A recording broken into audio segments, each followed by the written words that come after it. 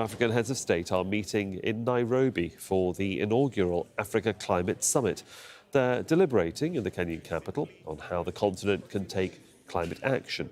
Among the aims are a common plan for tackling climate change, proposals for a new international financing framework, and plans for dealing with biodiversity loss.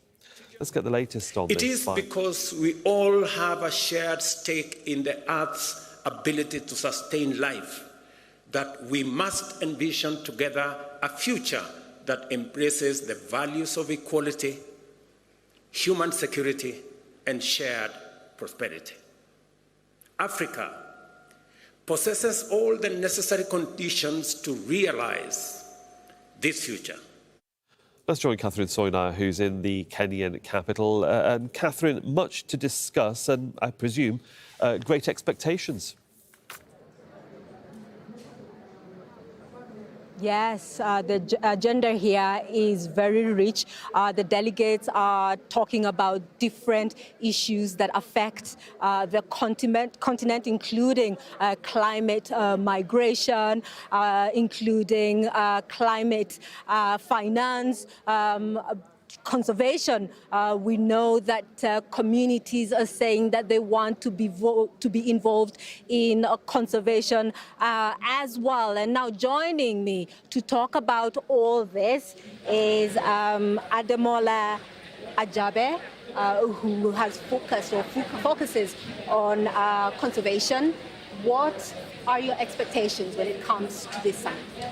Thank you so very much for having me. This Africa Climate Summit, the first ever, is really timely in the sense that it's bringing to the fore conversation around climate finance. As we all know, Africa is suffering the brunt of climate change impacts, but there's also a huge opportunity that can be unlocked through a gathering like this in terms of how do we recalibrate or reimagine options for financing climate change mitigation and adaptation on the continent. So in terms of expectation is to see tangible outcome coming in that direction in terms of what are the many or sustainable finance mechanisms that Africa can tap into to cope with the impact of climate change. What pressure should be used when it comes to international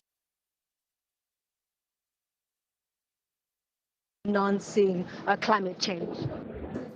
Very good question in terms of the pressure that we need to use. I think the narrative is very rapidly in the sense that Africa used to play victim to the impact of climate change. But more and more we're beginning to see that there are actually benefits that we need to capitalize on, leverage as Africa. A very good example is the wealth on the continent. Africa is home to a fourth of... It's holds one of the most important carbon sinks in the world, the Congo Basin. So how do we look at that from a financial perspective, looking at the financial architecture for nature-based solution? That is very critical. So coming to how we work with the West is really about a negotiation that monetizes the impact and the benefit of this nature-based solution like climate mitigation in Africa to support climate impact financing across the continent. What needs to be done to involve more communities, local communities who are the most affected by climate change? Absolutely. Communities face the brunt of climate change. And I've traveled around the continent, seeing how communities suffer this climate change impact. However, they have a big role to play in the sense that they're actually the custodians of nature. They support in protecting this natural asset, and they've done that for generations. So one of the things we need to look at is technology transfer, because local action is critical, but how do we use local action to solve global problems? Through scaling, that's the first one. The second one is about financing, and financing at scale. Talk about climate change finance. It's really abundant in the West, but when it comes to capacity to access the financing in Africa, is almost non-existent. And that's one of the reasons why at the Nature Conservancy, we created a carbon accelerator program to support, one, providing the technical assistance to communities and local-based organizations, and two, to provide from financing to access carbon credit, which is working. But the question is, how do we scale? Because it's not only for us to have solutions that are working at local level, but we need these solutions to be scaled to benefit more people across the continent. And I mean, at the end of it all, after this summit, what should be Africa's position, especially when it comes to COP28 at the end of the year?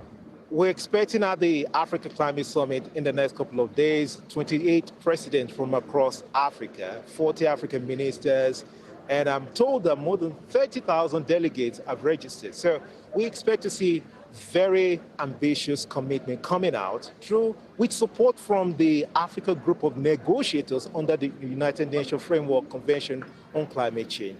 And all that outcome feeding into what is called Nairobi Declaration. I expect to see the Nairobi Declaration informing the climate agenda later this year at the UAE. And topmost on that list is how do we diversify the funding stream, the finance mechanism for climate mitigation and adaptation in Africa. Thank you very much for your time. So the delegates here will be talking about many things, and they, at the end of it all, they hope that the outcome will be good and the heads of state will be able to present that agenda to COP28 in the coming weeks. Catherine Soy for us there in Nairobi. Thank you.